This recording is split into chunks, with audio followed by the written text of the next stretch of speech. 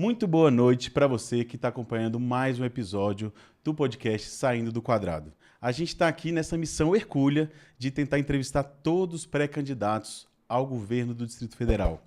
Nossa meta é debater os grandes temas, debater as grandes questões e as polêmicas do que acontece aqui no nosso quadrado. Se você chegou até aqui, não deixe de se inscrever, deixar o seu like e principalmente comentar, deixar questionamentos, ideias, para que você também participe desse debate. Este podcast é uma produção aqui do Arco Working, que é um espaço novo. A gente está com a nova temporada aqui nesse espaço, que é um espaço muito interessante. Quem não conhece deve vir conhecer. E também tem trabalhos técnicos de André Duarte, e é apresentado por mim, Rafael Barroso. Hoje a gente conta com nada mais, nada menos, com o pré-candidato do PSB do Distrito Federal, Ricardo Capelli. Seja muito bem-vindo. Obrigado, Rafael. É um prazer poder conversar com vocês. A gente está num momento de muita efervescência política, né? A gente tem temas, né, gritando. Parece que a gente passou até uns 2 anos e meio numa pasmaceira, mas agora está todo mundo acompanhando a política do Distrito Federal. Então, muito obrigado por aceitar nosso convite. Fique à vontade, a gente está aqui para debater, é um espaço aberto. Primeiro, se apresentar. Qual que é a sua história até aqui? Veja, eu trabalho com gestão pública. Eu vim do movimento social, primeiro, antes disso, do movimento estudantil, fui presidente da União Nacional dos Estudantes e trabalho com gestão, com administração pública, esse ano vai completar 26 anos, né? Já ocupei funções de liderança em governos, em prefeituras, em governos estaduais, no governo federal. Sempre à esquerda? Sempre. Eu fiquei 26 anos no PCdoB e estou há 5 anos no PSB. Uhum. E aí, nessa trajetória, assim... Vamos falar do movimento estudantil? Eu vim do movimento estudantil também. Qual foi a época? Porque acho que o movimento estudantil muda muito. Eu fui presidente da UNE no século passado, em 1997. Né? Eu fui de 97 a 99. Uhum. Então já tem bastante tempo. E quais foram as lutas do movimento estudantil naquela época? Naquela época a luta era, primeiro, a defesa da universidade pública, porque tinha o risco, durante o governo Fernando Henrique Cardoso, de privatização da universidade pública. A gente teve, na época, uma luta grande também, questionando o então Provão, que era o exame nacional que o governo tentava impor para criar uma espécie de ranking das universidades, porque na época isso era uma espécie de preparação para a privatização. A ideia era fazer uma prova, ranquear, e a partir de um ranking você poder alocar verbas orçamentárias, recursos orçamentários para as universidades mais bem colocadas, independente de serem públicas ou privadas. Uhum. Então, na época, a gente questionava muito isso. Era o Paulo Renato, né, eu acho? Paulo Renato, era o ministro Paulo Renato, exatamente. E essa luta a gente depois vivenciou como uma luta contra o ENAD, né? Mas o próprio ENAD, ele tem uns requisitos a mais, ele melhorou muito em relação ao Provão, né? Com certeza, com certeza. A gente, na época, lançou a campanha, o Provão não prova nada. Olha só. E aí foi uma grande luta na época que mobilizou as universidades todas. Além, claro, das lutas normais, a gente tinha a luta contra o aumento das mensalidades escolares, enfim. Conseguimos até uma medida provisória congelando as mensalidades, enfim. Então, um período muito rico da vida brasileira e do movimento estudantil, do movimento social também. Foi uma boa escola para você? Muito boa, né? Então, o movimento estudantil é uma escola de formação de quadros e formou muitos quadros que estão hoje em vários partidos do país. Você também teve uma atuação próxima ao Flávio Dino, né? Hoje ministro. Sim, eu trabalhei com Flávio Dino durante 9 anos, né? 8 anos. Os 8 anos de mandato do governo dele como governador do Maranhão, sendo 6 anos aqui em Brasília e só 2 anos eu me mudei para São Luís para ajudá-lo na reta final do governo. Uhum. E fiquei mais 1 ano com ele quando ele assumiu o Ministério da Justiça e Segurança Pública e eu era o secretário executivo do Ministério. Muita gente questionou a ida dele ao STF porque achava que ele tinha uma pretensão ou um destino melhor na presidência, na disputa, não sei se 26, talvez em 30. Qual que é a sua leitura disso? Veja, Flávio Dino é um quadro extraordinário do país. Ele foi juiz federal por 12 anos, ele foi deputado federal, foi governador por 2 mandatos, foi senador da República e agora voltou para o Poder Judiciário como ministro. Então, é uma personalidade que tem grande experiência na vida pública brasileira, tendo ocupado postos importantes, tanto no legislativo, quanto no executivo, quanto no judiciário. Então, é absolutamente natural quando lembram do Flávio Dino, quando olham para os desafios do Brasil e lembram dele, da contribuição que ele pode dar ao país. E como foi essa sua vinda ao Brasil? Qual que é a sua história com Brasília, né? Não começou agora, não começou nessa gestão, você até comentou isso rapidamente.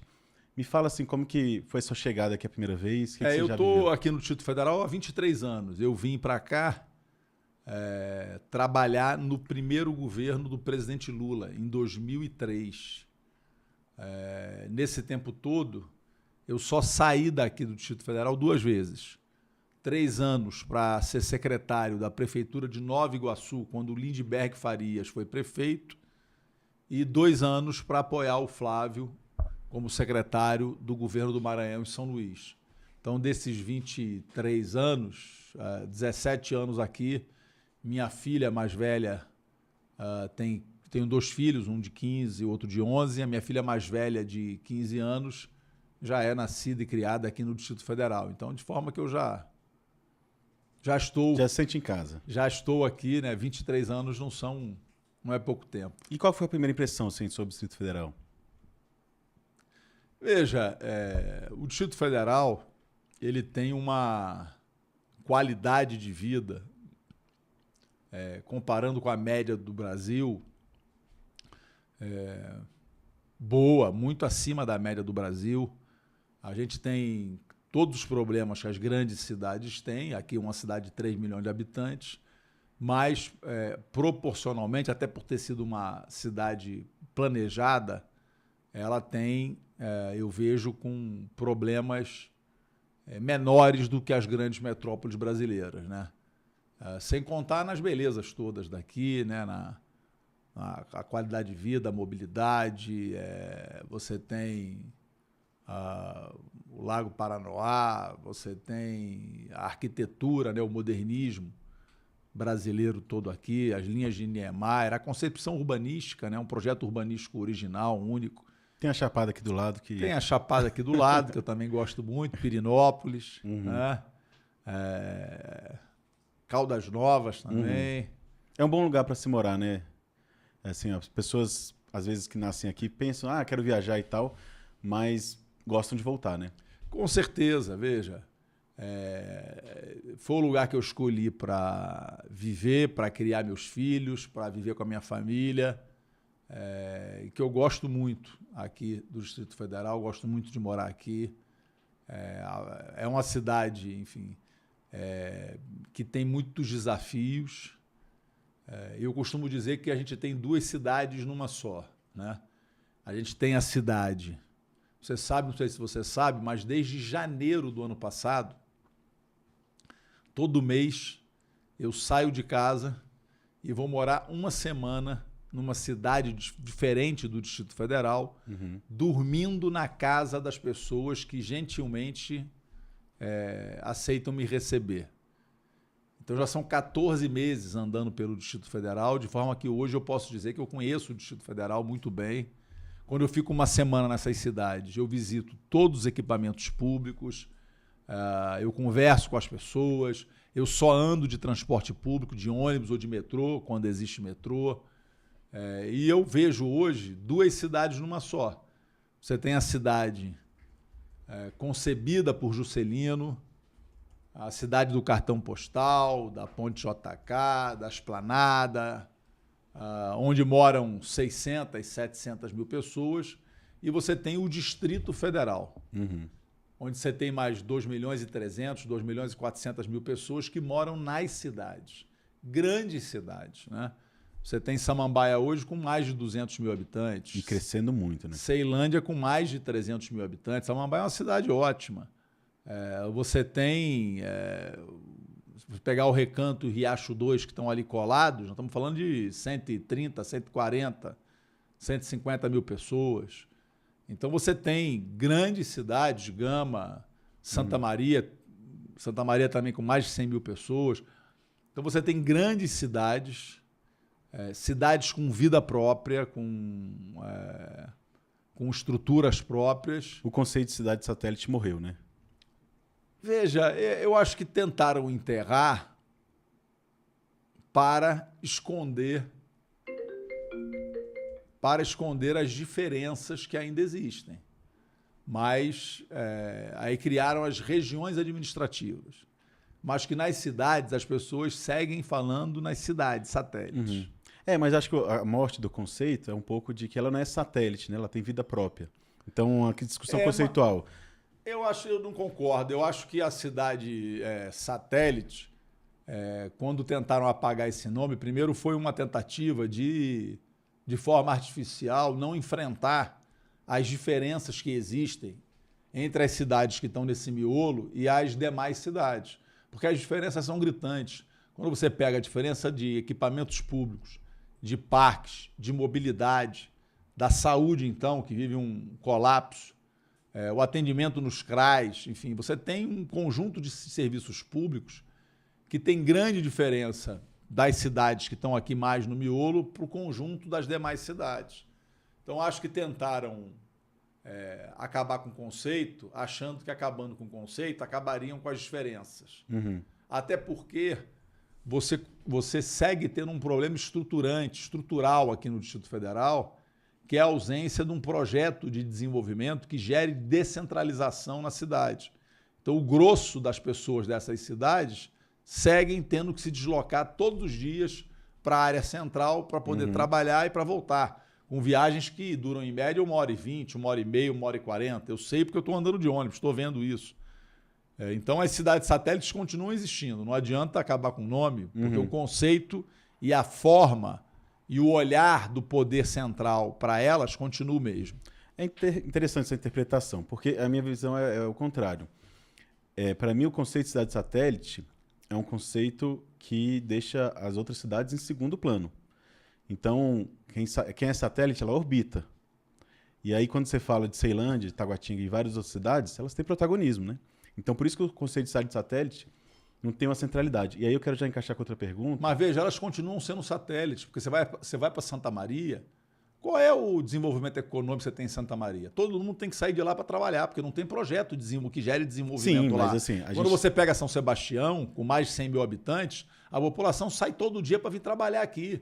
Então, veja, não adianta você, de forma artificialmente, na minha opinião, a elite da cidade, que está nesse miolo central, a classe média que está nesse miolo central, acaba com um conceito que pode ser incômodo para ela, dizendo, não, agora não é mais satélite. É satélite sim, porque segue sendo tratada como satélite pelo miolo central. Então, na minha opinião, acabar com o conceito é uma forma de tentar esconder as diferenças, porque o grosso das cidades continuam dependendo daqui. Qual é a atividade econômica que tem em Sobradinho?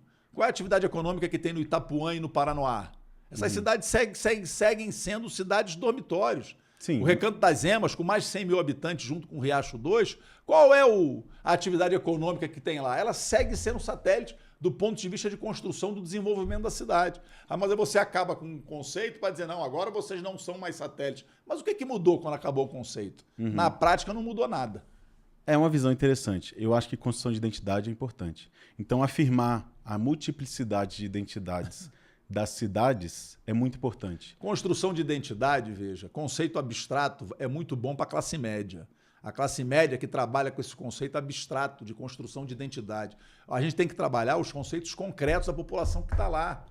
Para a população que está no Recanto, ela segue sendo uma cidade dormitório.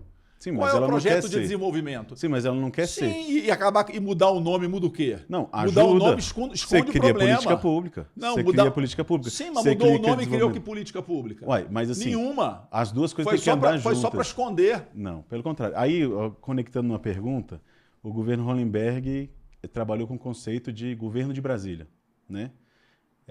Você concorda com essa leitura? assim, é justamente esse tema, né? Porque meio que a crítica a esse conceito era que negava a identidade dessas outras cidades, porque é só Brasília. Como Olha, você vê isso? Tem uma coisa mal resolvida no Distrito Federal, e o problema é que a classe média aqui do centro da cidade, às vezes, quer dizer, você muda o conceito para dizer que, não é mais cidade satélite. Mas mudou o quê? Na verdade, você mudou o nome para esconder o problema. Mudou o quê, de fato? Essa é a questão central. Eu estou há 14 meses indo dormir nas cidades do Distrito Federal. Na primeira cidade que eu fui passar uma semana foi o Sol Nascente. Aí você fala, mas a Ceilândia... Veja, a primeira cidade que eu fui foi o Sol Nascente. Eu fui almoçar na Feira da Ceilândia e da Feira da Ceilândia eu desci para o Sol Nascente. Quando eu estava na Feira da Ceilândia, uma menina que trabalhava num box vendendo jeans me reconheceu e veio conversar comigo. Aí eu fui conversar com ela e perguntei a ela, você mora onde? Ela falou, na Ceilândia. Aí eu falei, sim, mas a Ceilândia fica onde? Ela falou, na Ceilândia. Aí eu perguntei, mas você não mora em Brasília? Você não mora no Distrito Federal? Ela falou, não, porque nós estamos aqui contra a vontade deles, porque se dependesse deles, a gente não estaria aqui. Então, esse é um grande problema que existe ainda nessa cidade. Nós temos uma cidade partida ainda. A Brasília, onde moram 600, 700 mil habitantes, é uma cidade. O Distrito Federal, onde moram 2 milhões e 300, 2 milhões e 400 mil habitantes, é outra cidade. Nós precisamos acabar com isso. Na minha opinião, precisamos equiparar a qualidade dos serviços públicos, precisamos criar polos de desenvolvimento nessas cidades, porque não é aceitável que essas cidades sigam sendo cidades dormitório. E acho que tem um grande problema. Por quê? Porque a Brasília original, na verdade, nunca aceitou de fato o Distrito Federal. Sempre achou que o Distrito Federal foi uma distorção do projeto original. Quer dizer, essa é uma visão preconceituosa, elitista, que vê com preconceito as cidades que foram criadas e onde moram a maioria dos trabalhadores do Distrito Federal. Acho que esse é o nosso desafio, é dialogar com a cidade real, que é o Distrito Federal. Mas você não vê que... Você não defende o conceito, assim, empoderar a centralidade das outras cidades. Eu tô batendo essa tecla. Mas empoderar com o quê? Mudando o nome? Não. Isso é balela, me perdoe. Não é balela, não. Isso é balela. Não, Mudar o nome é balela, acho que você me menosprezar, você menosprezar a construção da identidade dessas cidades de menosprezar a resistência dessas cidades. Rafael, isso. com todo respeito, isso é papo de classe média, não abstrato. Sabe por que resistência. Não é? Quem tá no recanto, meu irmão. Tá resistindo. Quem resiste não é... resistindo, não. Tá vivendo lá porque não tem condição de morar em outro local. Não, eu acho que isso que mudou. Não, eu discordo de você. Não, isso é um tema interessante, porque assim... Esse papo de identidade é bom pra classe média da universidade. É bom pra quem vive. Isso é abstração vazia. Quem tá na cidade, isso é abstração vazia. Me perdoe. Não, abstração vazia é assim, o que você vai fazer no final de semana. Esse seu conceito, a única coisa que há para a pessoa fazer é ir para o plano. É isso. Hoje é assim. Sim, mas é isso que a gente tem que enfrentar. Mas se a gente enfrenta mudando o nome, ao mudar o nome você está escondendo o problema. Se a gente reconhece que tem que ter cultura na Ceilândia, no Recanto das Emas, a gente muda essa cultura que está na sua cabeça. Porque o seu conceito, que infelizmente eu não concordo, parece que a única sina dessas cidades é vir para o plano. É justamente o contrário. Quem defende isso é você. Não, eu estou defendendo a identidade dessas cidades. Não, você quer esconder o problema. Não quero esconder. Você quer esconder eu quero o problema. admitir que existe Recanto das Emas e defender que existe Recanto das Emas. Veja. Primeiro você enfrenta o problema. O problema é o seguinte, você quer acabar com o nome de cidade satélite, na verdade, para esconder o problema. Pelo contrário. Porque elas seguem sendo, do ponto de vista conceitual objetivo, elas seguem sendo satélite. O que mudou? E você está defendendo Deixou esse de conceito. ser cidade. Não, eu estou defendendo afirmar o problema, enfrentar e mudar. Sim. Quando elas deixarem de ser satélite, ok. Só que o problema é o seguinte, não, agora elas não são mais satélites. E mudou o quê? Não, a gente tem que resolver as duas coisas juntas. Mudou só o conceito abstrato. Não. Isso é bom para quem está na universidade, para quem mora no recanto. Ele quer cultura lá, ele quer tudo Exatamente. lá. Sim. Exatamente isso. É isso. Então, por isso que a gente só tem que que mudar o nome não muda nada. Mas os conceitos ajudam para a gente entender a realidade. Veja. Então é o seguinte, a gente pode defender que existe essa separação. Inclusive o conceito de cidade dormitório, que é um conceito que a gente trabalha muito isso. Só que a gente enfrenta a realidade de cidades dormitórios que existem no Distrito Federal e no entorno, afirmando não só as identidades, mas a descentralização do desenvolvimento econômico, aproveitando a identidade do que é a potencialidade daquela produção econômica. Mas, enfim, eu já entendi que a gente discorda, a gente pode mudar para outros pontos. Sim. Eu só acho que, assim, afirmar a identidade é afirmar a centralidade dessas cidades. É uma visão, mas, assim, você tem outra. A gente está aqui para aprender. Na minha opinião, Rafael, isso é hipocrisia. Porque é o seguinte, não adianta só mudar o nome, tem que mudar a realidade. Exatamente. Mas o problema é que você muda o nome e fala, não, agora não é mais satélite. E aí você empurra o problema, pode bater tapete. É o contrário. Tem que enfrentar o problema. Sim, mas para a gente enfrentar o problema, que a gente tem que dar nome para o planeta. Mudou o nome e mudou o quê? A gente tem que dar nome para o problema. Rafael, mudou o nome e mudou o quê? Se a gente trata como outra coisa, como outra identidade, a gente não tem nem nome para enfrentar essas coisas. Mas, enfim, depois da sua experiência, sua vivência aqui no Distrito Federal, por que você decidiu governar o DF? Por que você falou assim, vamos partir para isso agora? Veja, eu estou aqui há 23 anos, mas nunca participei da vida política do Distrito Federal. Sempre trabalhando, mas sempre trabalhando no governo federal, trabalhei para o governo do Maranhão em Brasília, sempre em atividades nacionais, nunca tive vida política aqui. Até que veio o dia 8 de janeiro e eu tive a fatídica, naquele dia fatídico, eu tive a missão, fui nomeado pelo presidente Lula interventor federal na segurança pública do Distrito Federal. Foram 23 dias muito intensos, 23 dias muito difíceis, que eu atuei como interventor, na prática como secretário de segurança aqui do Distrito Federal, naquele momento de crise da democracia brasileira. E eu consegui, naquele período, eu convivi naquele período com as forças de segurança, com a Polícia Militar, com a Polícia Civil, com o Corpo de Bombeiro Militar, e acabei criando uma relação com essas forças. Quando eu saí da intervenção, mesmo depois da intervenção, eu ganhei a maior medalha, a maior comenda da Polícia Militar, a medalha Tiradentes, a maior comenda do Corpo de Bombeiro Militar, a medalha Pedro II, ganhei homenagens da Polícia Civil, e a partir dali muitas pessoas começaram a me estimular a participar mais da vida política do país, do Distrito Federal. E eu comecei a conversar, muita gente me cobrando, teve uma senhora uma vez que eu estava no médico, e ela na antessala, ela veio me cobrar. Ela falou, por que o senhor saiu daí? O senhor tinha que ter ficado. Eu falei, não podia. Continuado. Ela falou, o senhor tinha que ter continuado. O senhor não devia ter saído, porque está tão uma bagunça. O senhor botou ordem, devia ter continuado. Então isso foi crescendo, até que em dezembro de 2024, eu decidi participar mais. E quando eu decidi participar mais, eu decidi conhecer o Distrito Federal real, que não é o Distrito Federal da bolha dos 600, 700 mil habitantes. Eu estou aqui há 23 anos, mas sempre morando aqui nesse miolo. O mais longe que eu morei 4 anos e pouco em Águas Claras, que também reproduz a lógica do miolo, dos 600, 700 mil habitantes. Então, quando eu decidi que eu ia participar, eu falei, eu quero conhecer de fato. Então, eu vou para as cidades. Então, eu estou há 14 meses, todo mês, saio uma semana de casa, vou morar numa cidade, na casa das pessoas, conheço, ando de ônibus, ando de metrô. Isso tem sido uma experiência muito gratificante, porque eu estou conhecendo um Distrito Federal profundo, com muitas contradições e com muitos desafios também. Uhum. Sobre a sua experiência como interventor, acho que tem uma coisa que é... Como é que você acha que a atuação do Ibanez se deu nesse momento? Você concorda com o desfecho, né? Que ele ficou um tempo afastado. Como é que você explica essa situação? Não entendi. O Ibanez, né? Qual que você acha que o papel que ele jogou neste período, né? Depois que aconteceu 8 de janeiro, que papel ele jogou?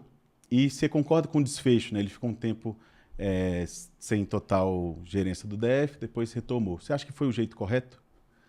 Veja, ali foi o Ibanez, ele se omitiu no dia 8, ele desapareceu quando teve aquela crise. O ministro Alexandre de Moraes, do Supremo Tribunal Federal, afastou o Ibanez. Ele ficou afastado. Quando eu saí da intervenção, ele seguia afastado.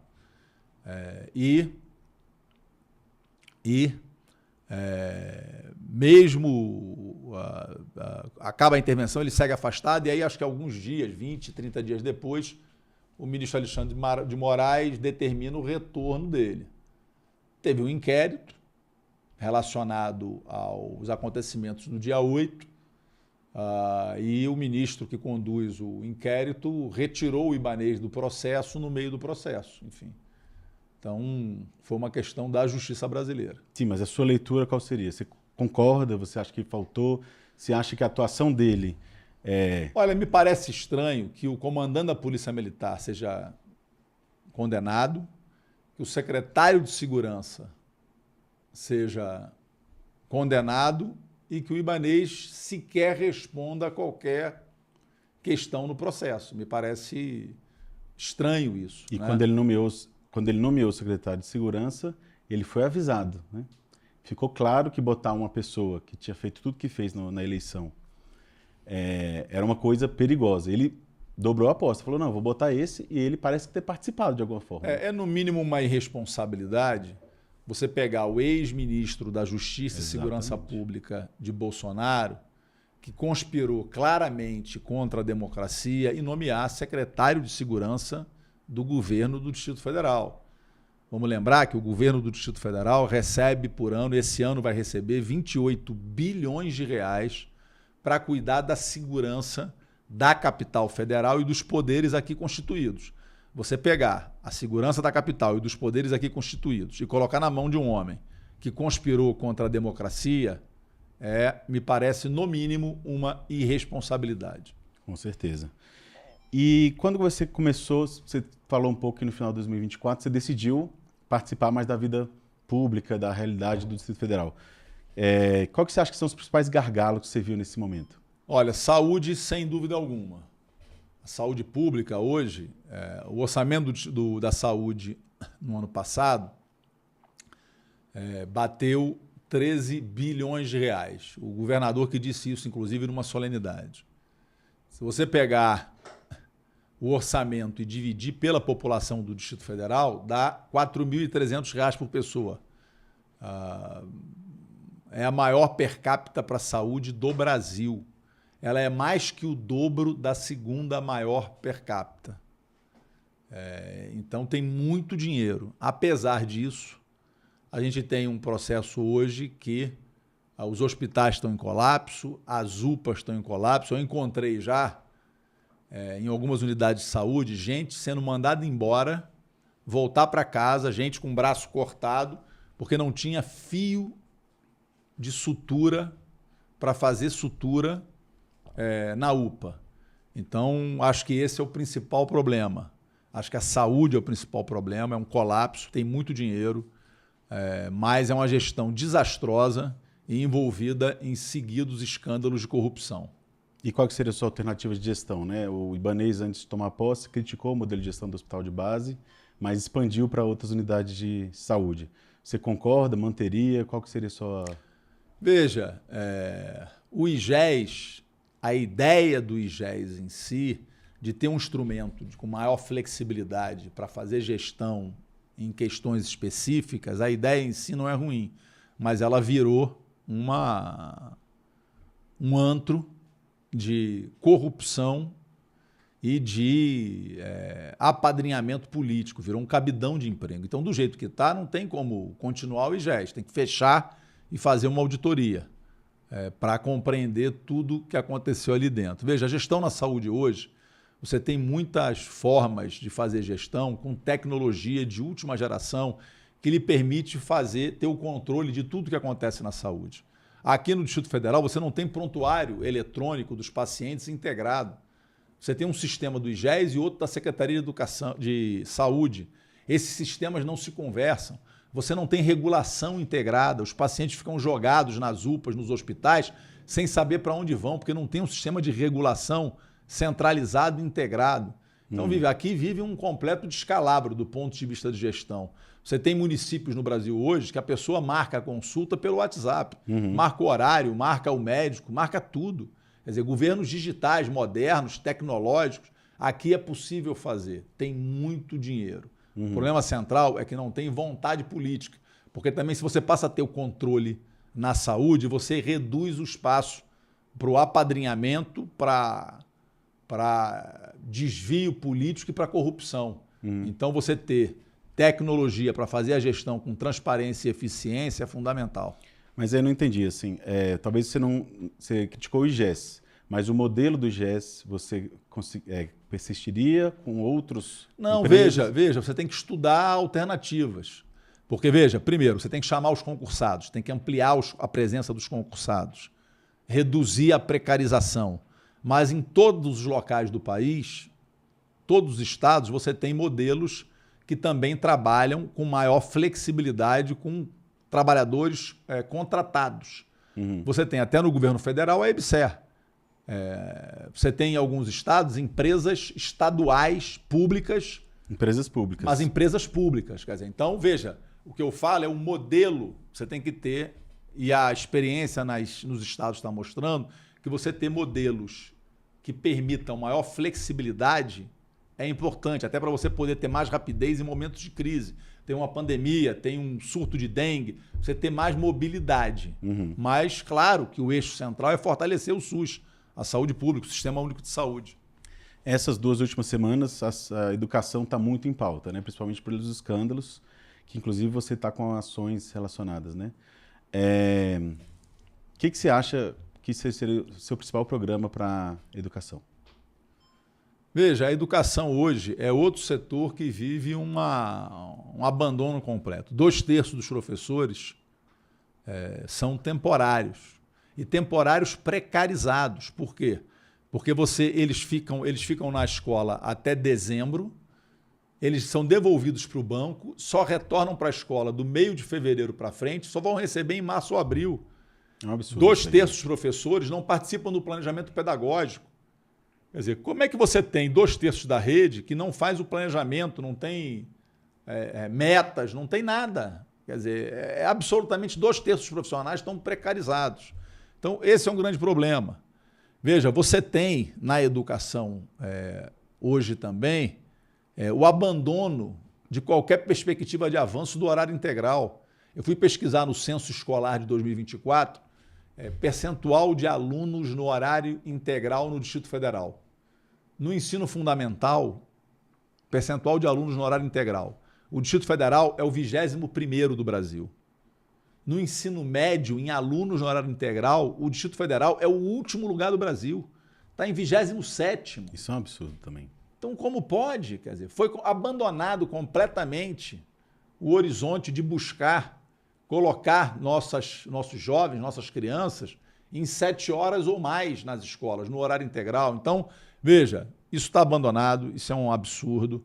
Você tem precarização das instalações escolares, muitas escolas funcionando em prédios alugados, e aí esse escândalo que aconteceu agora é só a ponta de um iceberg, porque em todas as cidades que eu fui, tem escolas funcionando em prédios alugados, e aí você tem uma máfia relacionada à questão dos aluguéis no Distrito Federal. Nós estamos pagando 150 milhões de reais em aluguéis no Distrito Federal. Isso é um escândalo. E a gente sabe quem são os 3 ou 4 que mandam mandam nesse mercado. Você tem muitos problemas também que os professores falam relacionados a salas de aula superlotadas. Você tem sala com 42, 43, 44 crianças. Você tem uma questão que está crescendo muito, que precisa ser enfrentada. Você não tem política de acolhimento para as crianças que precisam de uma atenção especial, principalmente autistas. Cresceu muito e não tem. O que está acontecendo, eles estão colocando para cuidar dessas crianças educadores sociais, que são pessoas precarizadas, sem formação, ganhando R$80 por dia para fazer esse trabalho. É um absurdo. É uma rotatividade gigantesca. Ele não garante que vai estar lá no dia. Não veja, e não cria vínculo com as crianças. As crianças precisam de vínculo, de afetividade, de ter uma relação. Não tem vínculo nenhum. Rotatividade. Então, a educação está completamente abandonada também. Você tem os problemas do PEDAF, que os diretores reclamam muito também. Antes eles tinham mais liberdade para comprar as coisas no comércio local, mais perto, com mais flexibilidade. Agora são obrigados a comprar através de uma plataforma com empresas que às vezes entregam os produtos por 2, 3 vezes o valor de mercado. E são longe, demoram a entregar. Então, veja, tem um... E tira a comunidade ali da participação. Tira o desenvolvimento local a partir da escola, que pode funcionar e deve funcionar como um vetor de desenvolvimento. Então, veja, na educação nós precisamos contratar os professores, precisa ter professores concursados, nós precisamos valorizar o professor, precisa ter projeto. Qual é o projeto? Nós queremos chegar aonde? Não tem projeto. Quer dizer, nós estamos em que posição no IDEB e queremos ir para que posição? Nós estamos em que posição no horário integral e queremos ir para que posição? Qual é o planejamento estratégico para a educação do Distrito Federal? Não tem. Quer dizer, nós temos uma Secretaria de Educação que parece uma Secretaria de Educação de uma cidade pequena do interior do Brasil. Não é possível. Aqui é a capital do Brasil, uma das maiores, está entre as 10 maiores economias do planeta. Quer dizer, a Secretaria de Educação da capital do Brasil tem que ter projeto. O Distrito Federal nasceu, Brasília nasceu para inspirar o Brasil. É uma cidade de vanguarda, com um projeto urbanístico, arquitetônico único, com o modernismo de Niemeyer, que depois foi levado para o mundo. Ela nasceu como uma cidade de todos os brasileiros, integradora, marco da interiorização do Brasil. Ela nasceu para inspirar, para ser vanguarda. Ela não nasceu para ser mais uma cidade. Isso se perdeu, quer dizer, a ousadia, a visão, a coragem de Juscelino foi deixada de lado. Uma cidade se acomodou. Hoje tem como vetor principal de desenvolvimento econômico a construção civil, o mercado imobiliário. Toda semana é anunciado mais uma cidade, mais uma cidade. Não tem, quer dizer, o único vetor de desenvolvimento econômico do Distrito Federal virou mercado imobiliário, construção civil e obras públicas. Além disso, você tem serviço, comércio e governo, é muito pouco. Eu sou convencido de que as escolas podem jogar um papel central nisso. Aqui tem tudo para virar um polo de inovação, de tecnologia, da indústria do século XXI. A indústria do século XXI que não é mais chaminé e fumaça. Ela é tecnológica, ela é inovadora, ela é sustentável. Só que para isso precisa ter projeto, precisa ter visão. E esse governo que está aí hoje não tem, infelizmente. Outra pauta nesse mundo aí da descentralização, né, de políticas para as cidades do Distrito Federal é a eleição para administrador. Sempre foi uma pauta, toda eleição isso entra na pauta de alguma forma, mas não se consolida. Qual que é a sua opinião? Você faria? Veja, eu não conheço os detalhes jurídicos, constitucionais relacionados a isso. Agora, uma coisa que eu posso afirmar é que o modelo de hoje está falido. Por quê? Porque não é possível... Veja, o Distrito Federal tem uma característica única, que é uma unidade federada, um Estado, uma unidade da federação, que tem governo, mas não tem prefeitura. Todas as outras unidades, você tem o governo e tem as prefeituras. Aqui você tem o governo, mas você chega em Samambaia, 220 mil habitantes, não tem prefeitura. Como é que pode uma cidade de 220 mil habitantes não ter prefeitura, gente? E o que eles fizeram, esse governo que está aí? Eles pegaram as administrações regionais e transformaram em puxadinho dos gabinetes de deputados que viram coronéis das cidades. Então, cada cidade tem um dono, um deputado dono. A administração regional é de mentira, é fake, ela não funciona, é um cabidão de emprego desses deputados, uma administração sem poder de nada, sem orçamento e cabidão de emprego do deputado para comprar com a administração apoio político na Câmara Distrital. E a população fica sem prefeito, sem administrador. Então, o que eu defendo é que essas administrações precisam ter prefeito de fato, precisam ter orçamento. Isso é uma questão do orçamento. Alguns administradores que eu conheci falavam que parecia que eles eram gestores de uma ONG, sem recurso. Tudo que fazia tinha que pedir para outras instâncias, para a secretaria, para a Novacap. Então não era uma instância realmente executora, dependia tudo dos outros, né? Precisa ser uma instância que tenha um mínimo de condições de executar, pelo menos, zeladoria. Eu visitei todos os parques da cidade. Os parques das cidades satélites estão abandonados. É por isso que elas são satélites. Não adianta mudar o nome e continuar tratando como satélites. Por isso que eu falo, é jogar o problema. Agora mudou. Não mudou. A verdade é que não mudou. Eu tive no Parque Vivencial do Gama, o campo de grama sintética todo rasgado, o alambrado todo destruído, o parque abandonado. Então, veja, essas prefeituras, essas administrações, eu acho que, primeiro, um bom passo é mudar o nome de administração regional para prefeitura da cidade. Segundo, tem que ter orçamento. Terceiro, tem que ter meta. Tem que apresentar um plano de trabalho da prefeitura. Ela vai fazer o quê? Ela vai cuidar da zeladoria, ela vai cuidar das praças, dos parques. O prefeito tem que estar todo dia fazendo o que eu estou fazendo em uma semana em cada cidade, ele tem que fazer todo dia. Todo dia ele tem que ir na UPA, ver se está funcionando. Ele tem que ir na UBS, Unidade Básica de Saúde, ele tem que ir no hospital. Ele tem que ir no CRAS, ver se está funcionando ou não. Eu cheguei no CRAS de Planaltina, o CRAS estava fechado porque tinha contaminação na caixa d'água do CRAS. Aí fecha o CRAS 15 dias.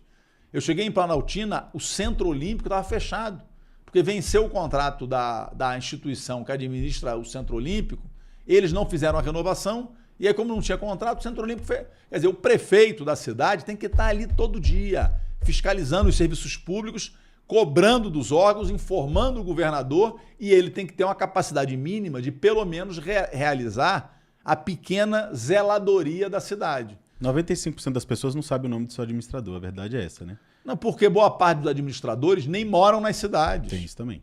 Nem conhecem a cidade. Nem conhecem. Não moram e não conhecem. Esse é o problema. É uma grande vitória assim, das mobilizações no Distrito Federal foi a conquista do passe livre estudantil, né? Que é um exemplo para o Brasil inteiro. Hoje, todos os estudantes, sendo de rede pública, privada, creche ou faculdade, conseguem ir e voltar de graça por conta do passe livre. E a pauta da nossa luta agora é o tarifa zero. Qual que é a sua visão? Você acha que é possível? Veja, não sei se você sabe, mas se as pessoas que estão nos acompanhando sabem, além da tarifa que a gente paga todo dia, aí os 5,50 ou um pouco menos, dependendo do trajeto, além da tarifa, o governo do Distrito Federal está repassando para as 5 empresas de ônibus que dominam o Distrito Federal 2,5 bilhões de reais por ano sob a forma de subsídio. 2 bilhões e 500 milhões de reais dos nossos impostos vão para as empresas de ônibus para complementar o preço da passagem que a gente já paga. Quando esse governo que está aí assumiu, o subsídio era de 630 milhões. Agora foi para 2 bilhões e meio. Por quê? Multiplicou por 4 a população que usa o transporte público. Quer dizer, houve uma inflação em 7 anos que multiplicou por 4 o valor. Difícil. Isso é uma caixa preta. Ninguém sabe para onde vai esse dinheiro. Isso é uma caixa preta. Não tem fiscalização, não tem controle, não tem acompanhamento.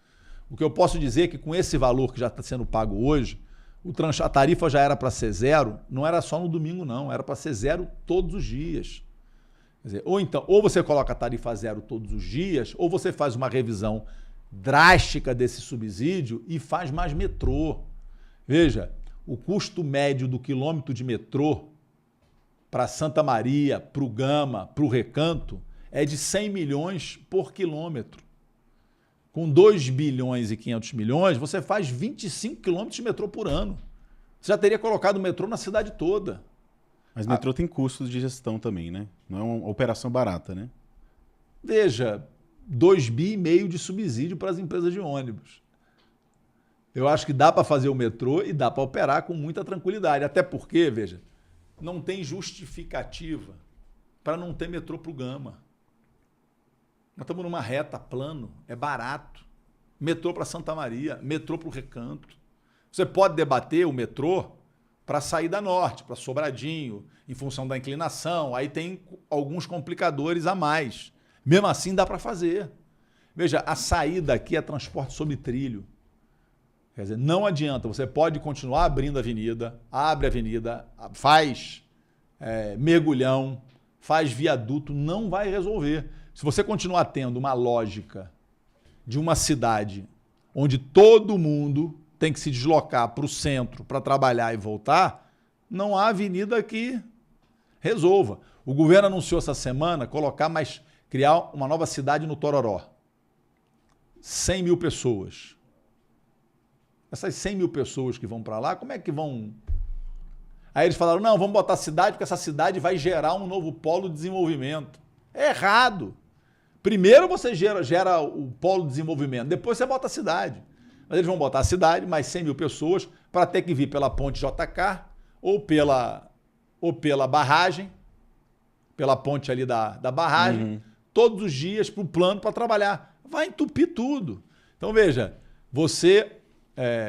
aqui, a mobilidade, nós temos que voltar a debater a expansão do metrô. Está tendo agora 2 novas estações de Samambaia. Isso é governo Lula, financiamento do PAC, BNDES. Mas nós temos que voltar a debater isso. E temos que voltar a discutir de maneira séria, criar novos eixos de desenvolvimento do Distrito Federal. Eu, por exemplo, defendo reabrir o Centrade, ocupar o Centrade. O Centro Administrativo de Taguatinga, lá cabem 15 mil pessoas. Se você leva o centro, a administração do governo para o Centrade, primeiro, você reduz o gasto com aluguéis. Segundo, você aumenta a eficiência do serviço público quando você bota todo o governo trabalhando junto no mesmo local. Terceiro, você valoriza Taguatinga, Ceilândia, Sol Nascente, Pôr do Sol, Recanto, Samambaia, valoriza toda aquela região. Quarto, você inverte todo o fluxo de mobilidade, fluxo viário do Distrito Federal, uma parte grande. Isso enfrentando de forma inteligente gargalos de horário de pico do trânsito. Você valoriza Águas Claras, Vicente Pires, quer dizer, as pessoas, em vez de terem que descer, 15 mil servidores públicos terem que descer para trabalhar em prédios também, todos fatiados, tem secretaria que está em 3, 4 prédios. Ao você concentrar, você valoriza toda aquela região onde mora o grosso da população do Distrito Federal, leva comércio, leva desenvolvimento. Isso, aí sim. Aí você pode falar, não, a Taguatinga, na hora que tiver o Centrade funcionando, Ceilândia deixou de ser cidade satélite. Aí sim, porque lá vai ter um centro de desenvolvimento. Você cria um vetor de desenvolvimento, né, que valoriza as cidades, muda o eixo. Esse é o nosso desafio. Quando a gente pensa em mobilidade, primeiro, trilho.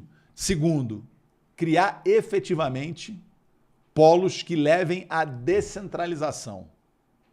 Se continuar do jeito que está, cria mais cidade e manda todo mundo para o plano, não há rodovia que dê jeito.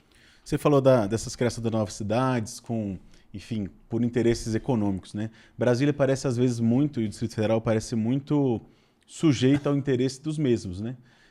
Muda-se a destinação do setor de Clube Sul e vira automaticamente um lugar para eles fazerem os empreendimentos imobiliários deles. E toda Brasília, né, historicamente, é dominado por esses setores. Você acha que vai conseguir fazer um governo que vai, pelo menos, resistir a essas tentações, às abordagens enfim, dos grandes, para não citar só um?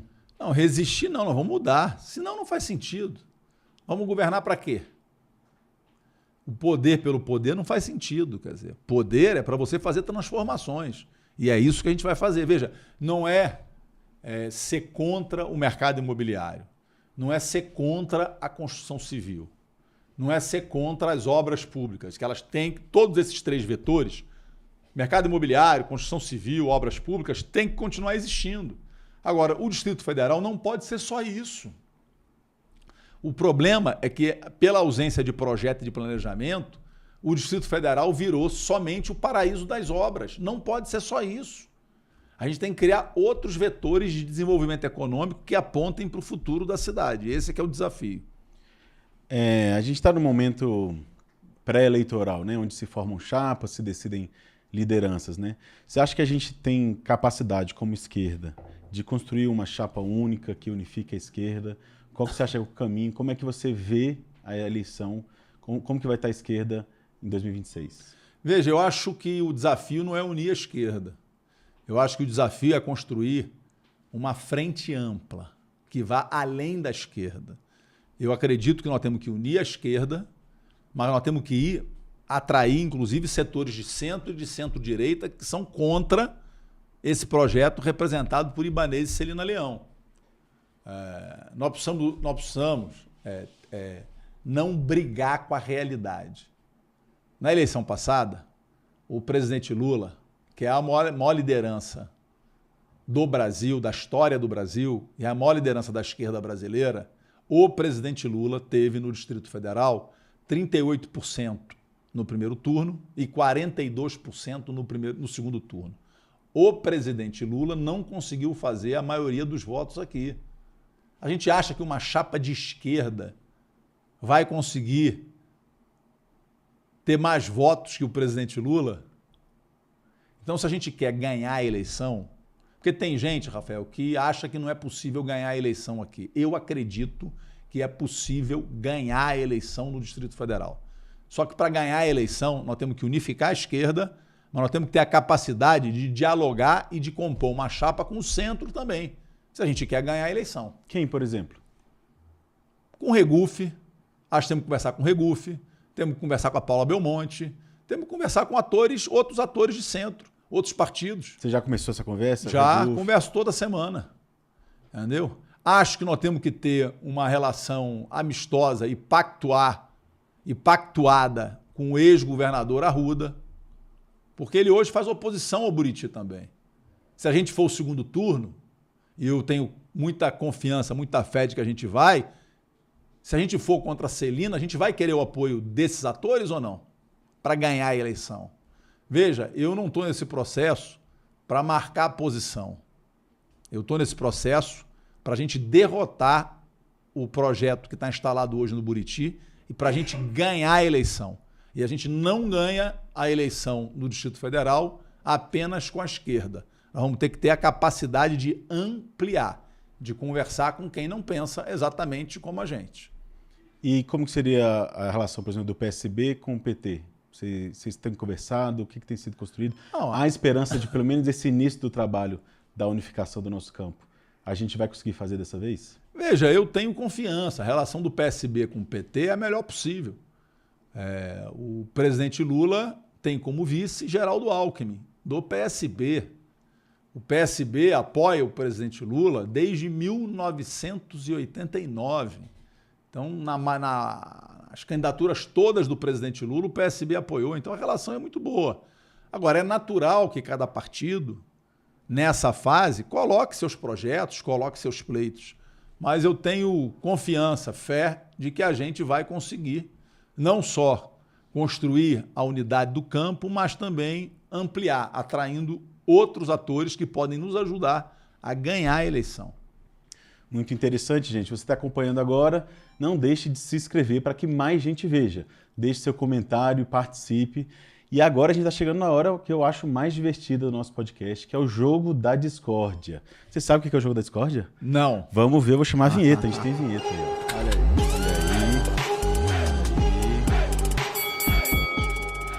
O jogo já começou, que a gente já discordou aqui no podcast. Mas que bom, que bom que a gente discorda.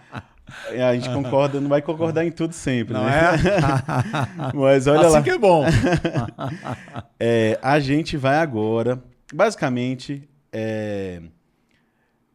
aqui,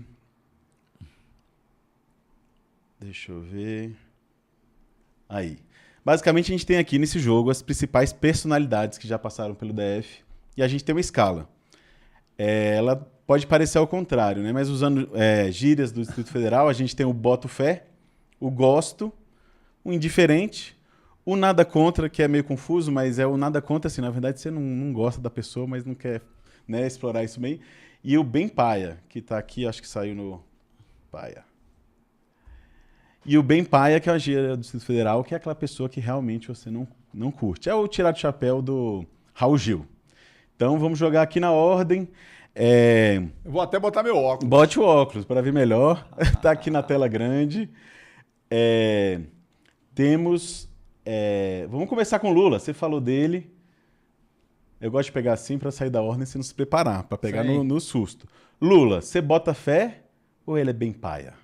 Boto fé no presidente Lula, claro. O que você acha? O que a gente pode esperar em 2026? Você acha que a gente pode confiar na reeleição dele ou tá difícil? Veja, eu tenho muita confiança na reeleição do presidente Lula. Acho que ele fez um grande trabalho. Não é fácil construir e é mais difícil ainda reconstruir. O presidente Lula pegou um país destruído pela irresponsabilidade do governo anterior de Jair Bolsonaro, com as políticas públicas destruídas, e teve que não só fazer um governo, mas como reconstruir tudo. A economia brasileira cresceu 3,2% em 2023, 3,4% em 2024, 2,5% em 2025, e eu tenho muita fé. É um dos maiores crescimentos acumulados do mundo. Eu tenho muita fé de que a gente vai conseguir fazer o tetra esse ano, reelegendo o presidente Lula pela 4ª vez. Ex-governador Agnello Queiroz. Boto fé, gosto, indiferente, bem paia. Não, eu gosto do Agnello. Eu trabalhei com o Agnello em... Vocês eram do PCdoB? Eu trabalhei com ele. Quando eu vim para Brasília, eu vim para trabalhar com o Agnello em 2003. Ele era ministro do Esporte e eu fui trabalhar no Ministério do Esporte. Então eu gosto dele, é uma pessoa que eu tenho uma relação bastante boa. E o governo? O que você avalia da gestão Agnello Queiroz? Veja, eu não participei do governo do Agnello, vivenciei de longe o governo do Agnello. Ele, evidentemente, não conseguiu entregar os resultados e se comunicar com a população adequadamente.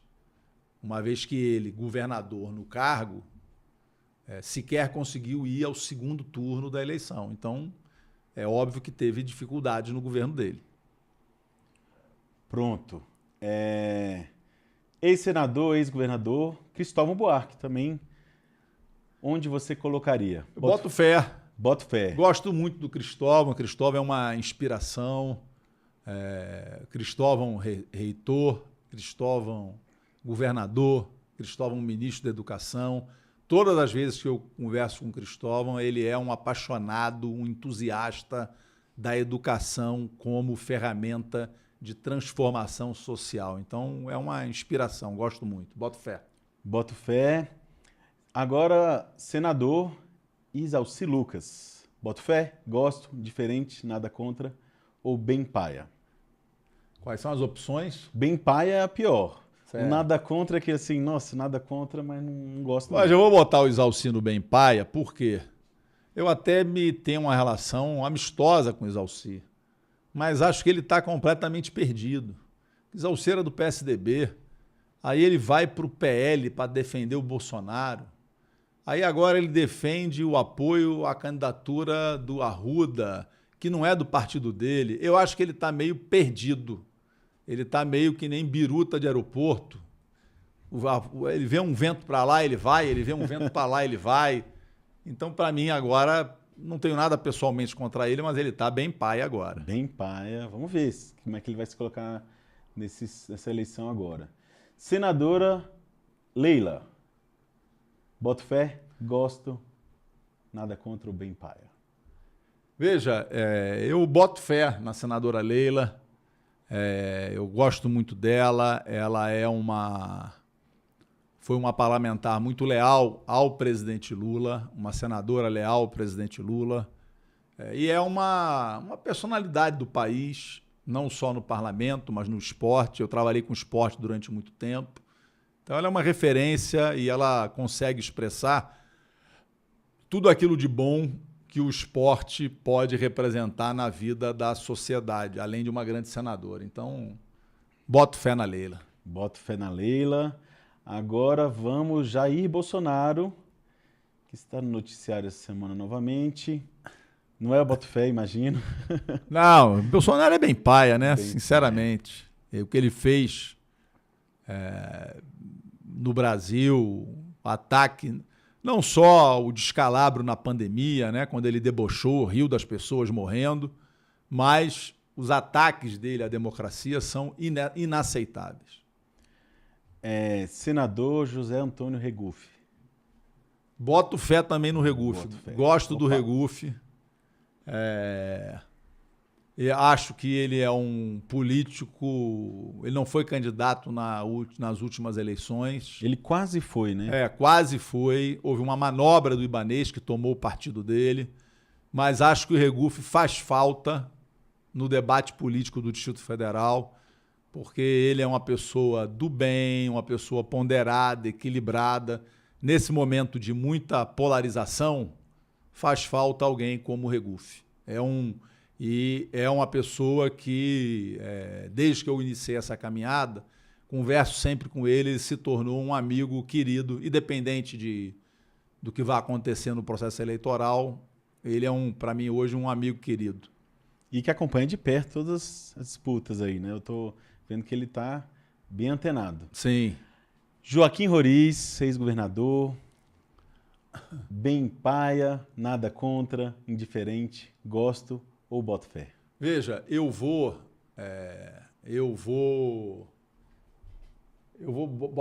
gosto, boto o Joaquim Roriz e gosto. Por quê? Eu brinco, Rafael, dizendo o seguinte, que o Distrito Federal tem a Bélgica, que aqui tem as pessoas que moram aqui, nos 600, 700 mil que moram no miolo. Eu falo, aqui é a Bélgica, né? A pessoa desce, na frente da casa dela tem um bosque, tem uma quadra-parque, uma cidade-parque com árvores e tal. É uma beleza. Na Bélgica, as pessoas não gostam muito do Roriz. Agora, eu já dormi em 15 cidades diferentes na casa das pessoas, onde moram 2.300.000 pessoas do Distrito Federal. Em todas essas casas, em 90% dessas casas que eu dormi, eu sempre tenho uma pergunta fixa, porque eu também sou jornalista, então eu gosto de perguntar. Eu tenho uma pergunta fixa, que eu pergunto para essas pessoas, na opinião do senhor ou da senhora, quem foi o melhor governador da história do Distrito Federal? Na Bélgica, não, mas no Distrito Federal, dos 2.300.000 habitantes, sabe qual é a resposta quase unânime dessas pessoas? Joaquim Roriz. Joaquim Roriz. Veja, isso tem que dizer alguma coisa para nós. Tem que levar uma reflexão. Por que as pessoas, até hoje, com o Roriz morto, por que a maioria da população do Distrito Federal, por que as cidades onde mora 80% da população do Distrito Federal, em todas as cidades, elas afirmam que Roriz foi o melhor governador do Distrito Federal?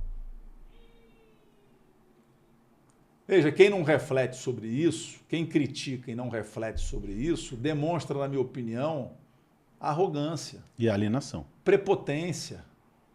Quer dizer, é preciso ouvir o povo e compreender por que o Roriz, até hoje, é a maior liderança política no povo. A liderança popular do Distrito Federal. Pro Distrito Federal. Mas por quê? Será que ele só fez coisa ruim? E o povo gosta dele até hoje? As pessoas falam.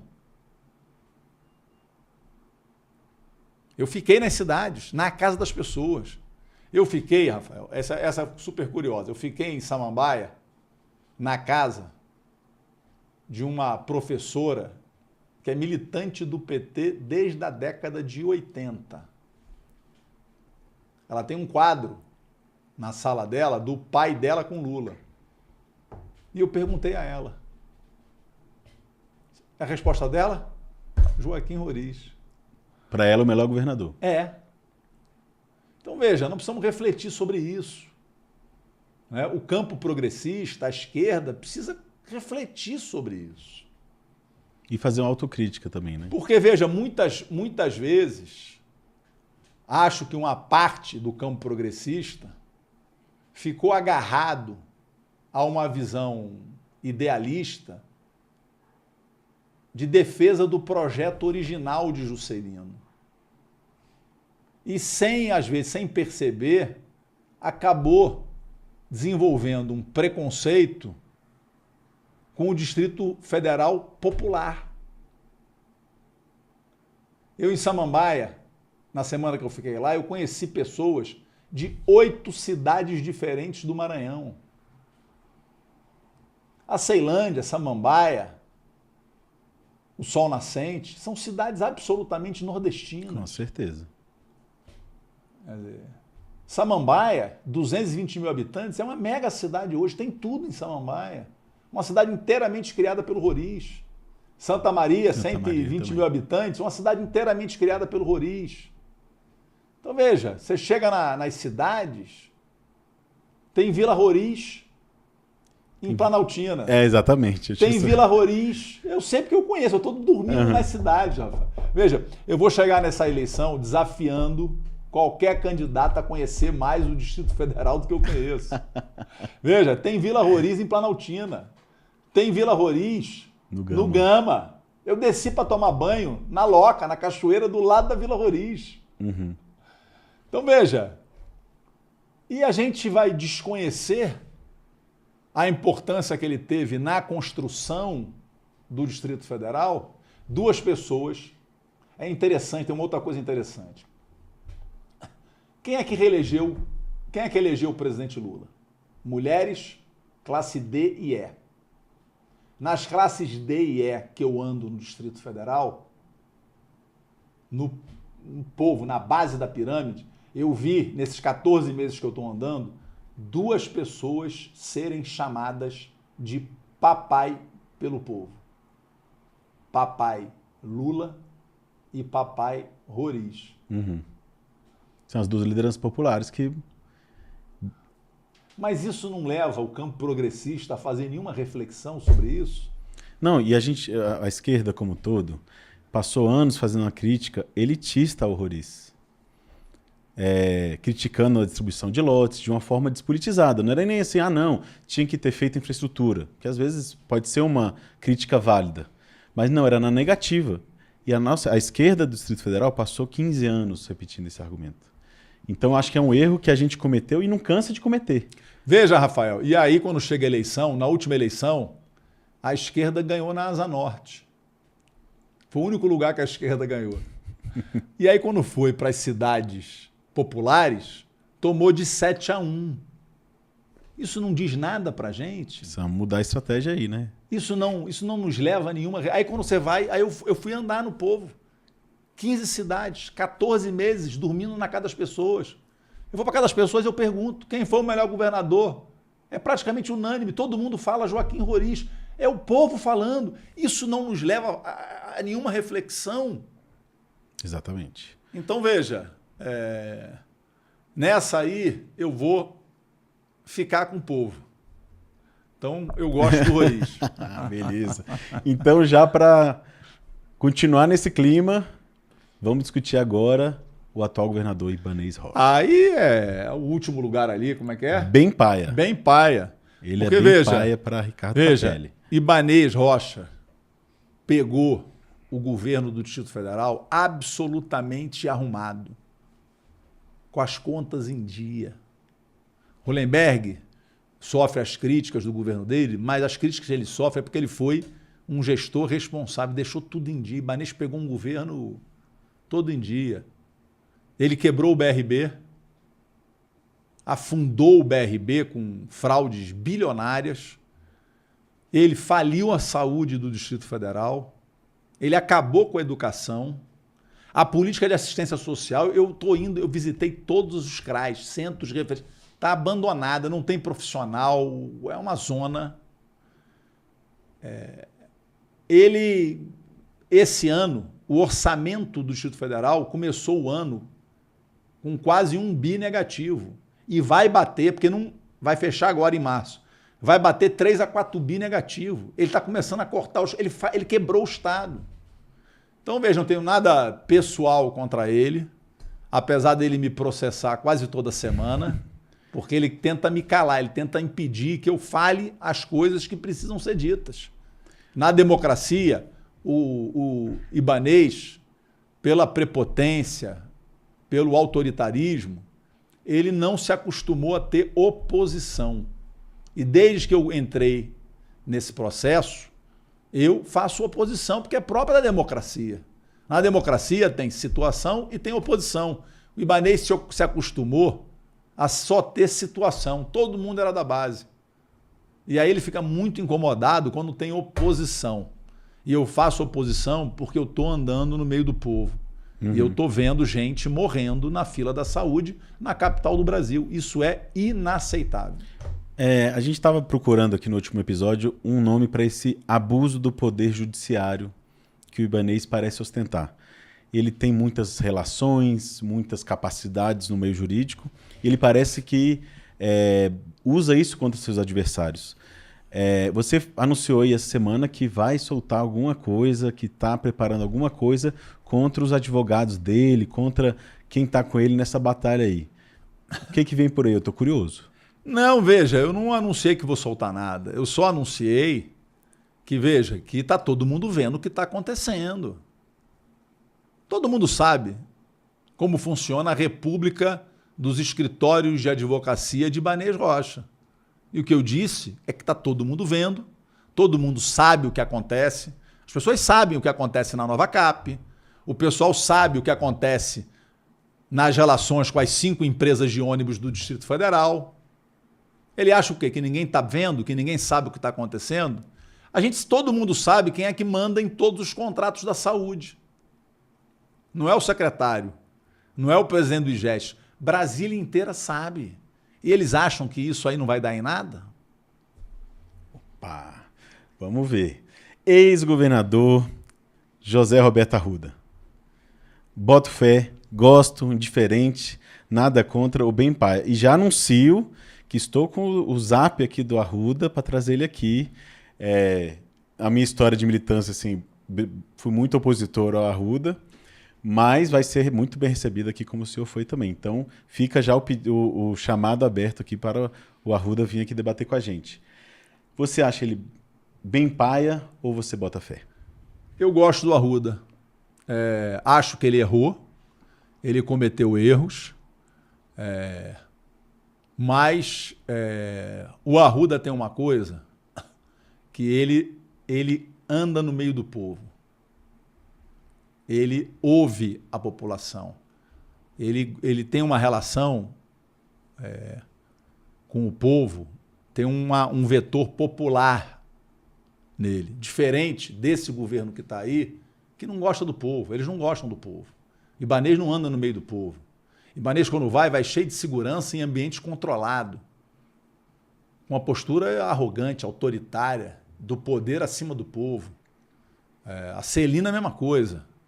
Então, veja, acho que o Arruda pagou pelas coisas que ele fez, pelos erros que ele cometeu. Ele está há 14 anos já fora da política. Eu tenho defendido e defendo publicamente o direito dele ser candidato e que o povo decida.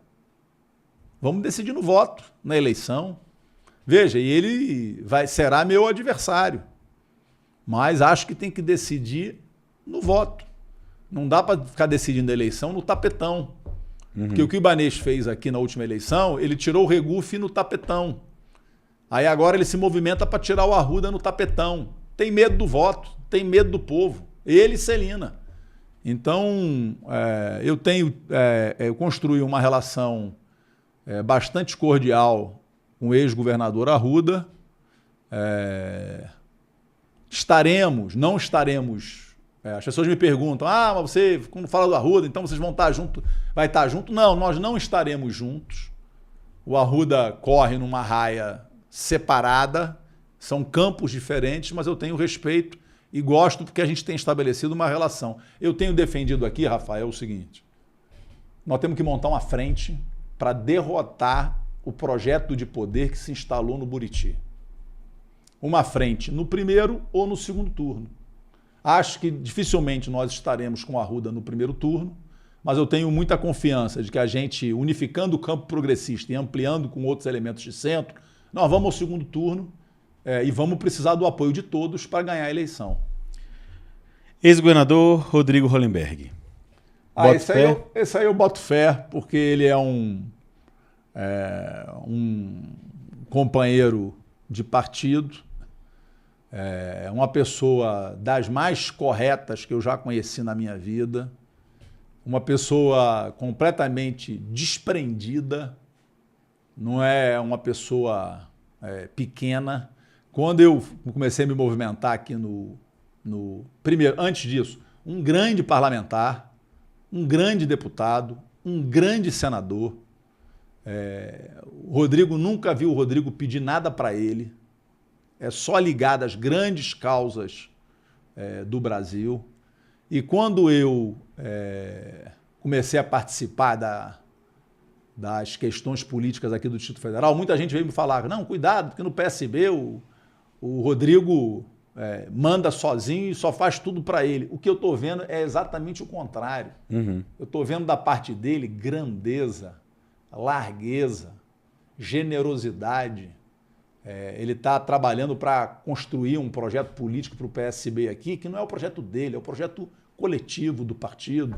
Então Ele deve vir para federal. Deputado federal, novamente. Ele assumiu o mandato e vai e vem para deputado federal. Então tenho grande respeito por ele. Boto fé. Vamos lá. Pré-candidato pelo PT, Leandro Graça. Gosto do Leandro também. O Leandro é um quadro também da esquerda aqui do Distrito Federal, que acho que contribui muito nesse processo de construção do nosso campo aqui no Distrito Federal. Tenho excelente relação com ele e acho que ele joga um papel importante aqui no Distrito Federal. Ele era do PV, né? Foi para o PT. Temos conversado, eu tenho fé de que a gente vai conseguir, ao final do processo, construir a nossa unidade. A gente vai ter uma disputa também muito apertada, talvez, para o Senado, né?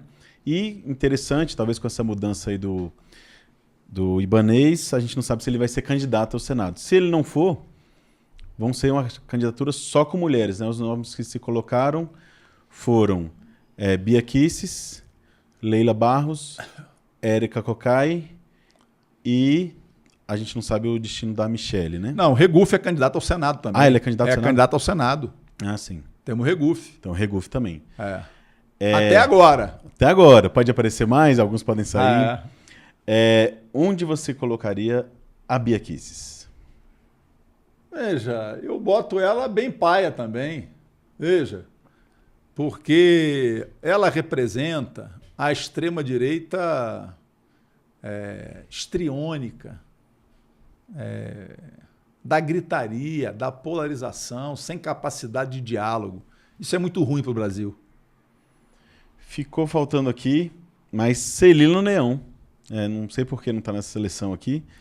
Celina Leão. Ela já é pré-candidata desde a reeleição do Ibanez. Sim. Ele já fechou a chapa de 2022, pensando elas como continuidade. Você acha que o jogo dela mudou? O que você acha que ela está planejando agora? Não, veja, eu acho que a Celina, ela é refém de um personagem que ela criou. Quem conhece a Celina, como eu conheço, sabe que ela não é de extrema direita.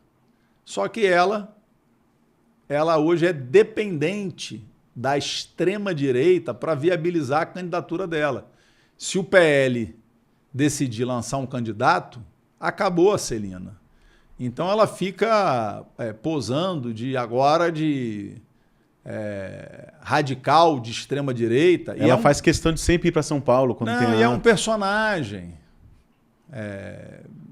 As pessoas que são, e eu respeito todo mundo, mas as pessoas que são de extrema direita sabem que a Celina não é nada disso. Ela está fazendo um personagem para tentar ganhar os votos da extrema direita.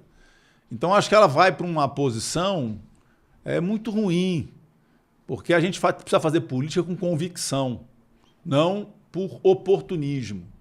E essa posição da Celina de virar bolsonarista radical de extrema-direita, isso é oportunismo para pegar os votos do Bolsonaro, sem ser verdadeiramente isso que ela é.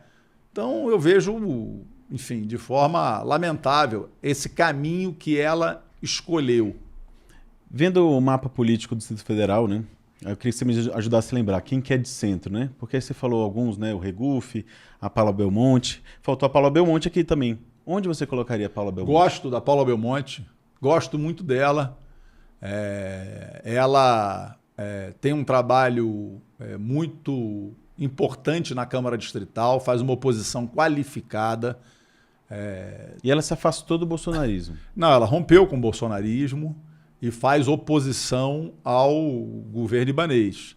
A Paula é uma deputada de centro-direita, assim como o ex-governador Arruda, que também é de centro-direita. Acho que mais centro-centro, acho que é mais o Regufe, que está mais no centro-centro.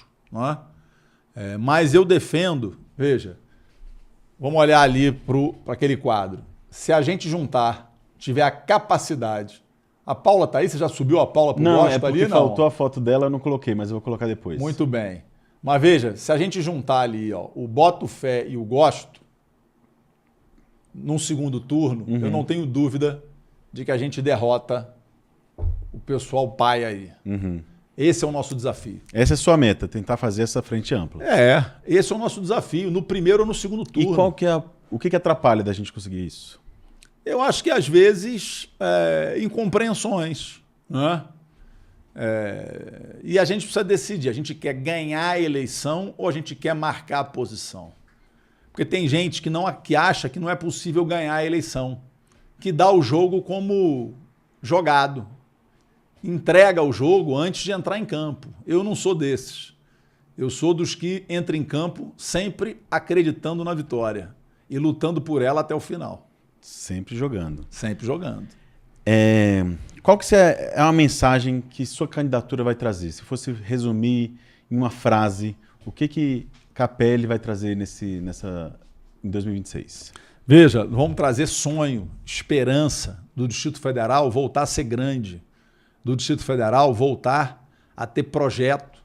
Aqui eu tenho convicção de que pode ser um polo de inovação, de tecnologia, para trabalhar e gerar emprego para essa moçada, para os jovens que estão nas periferias e que não querem mais trabalhar na construção civil. Eles querem trabalhar com tecnologia, eles querem trabalhar com inteligência artificial. O Distrito Federal pode virar um polo de inovação, de tecnologia, da indústria do século XXI. O Distrito Federal pode voltar a ser referência na educação, tem que voltar a ser referência na saúde. Então a minha mensagem é de coragem, é de ousadia e de esperança. A gente precisa voltar a sonhar no Distrito Federal. Sonhar, inspirar. A gente precisa olhar para o Juscelino. Toda vez que eu passo em frente à estátua do Juscelino ali no memorial, eu falo, olha a história do Juscelino. Olha a história dessa cidade. Ele chegou aqui, ele construiu essa cidade há 65 anos atrás, contra tudo e contra todos. Até hoje é criticado, né? Muita gente não acreditava que ele ia fazer uma cidade no meio do nada. Eu olho para o Lago Paranoá, gente, como é que ele fez esse lago? Há 65 anos atrás. Então a gente precisa retomar o espírito do Juscelino, de ousadia, ter projetos ousados, ter coragem para voltar a fazer com que o Distrito Federal, com que Brasília seja vanguarda, seja referência para o Brasil. Não referência como está hoje, referência de escândalos, mas referência de sonhos, do Brasil integrador. Eu encontro aqui nesse quadradinho, no nosso quadradinho, gente do Brasil inteiro. Aqui tem gaúcho, tem goiano, tem baiano, tem maranhense, tem carioca, tem mineiro. Essa cidade incrível criada pelo Juscelino, ela precisa voltar a sonhar. Então essa é a mensagem. Coragem, ousadia, sonho, capacidade de gestão para que o Distrito Federal volte a inspirar o Brasil. A gente não falou do escândalo do Banco Master e do BRB, que é a questão política do momento. A gente, quando teve um escândalo desse tamanho, a última vez que eu me recorde, foi a Operação Caixa de Pandora, que a Arruda foi pego no esquema que envolvia o judiciário, a imprensa, boa parte do legislativo e o executivo por inteiro. E a gente viu o Distrito Federal parando, a gente com grandes mobilizações, né? Você acha que a gente pode esperar a mesma coisa agora com um escândalo desse tamanho, como o escândalo da destruição do BRB através do Banco Master? Olha, infelizmente, a dupla Ibanez-Celina Leão quebrou o BRB.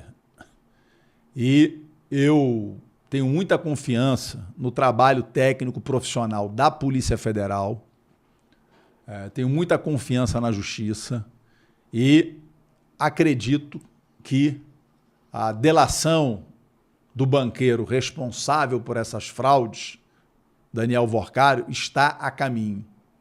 E vai ser impossível, numa eventual delação do banqueiro, o governo do Distrito Federal escapar. Ninguém pode acreditar que Paulo Henrique Costa, ex-presidente do BRB, comprou 12 bilhões de reais com o nosso dinheiro em papéis fraudados sem saber o que estava comprando.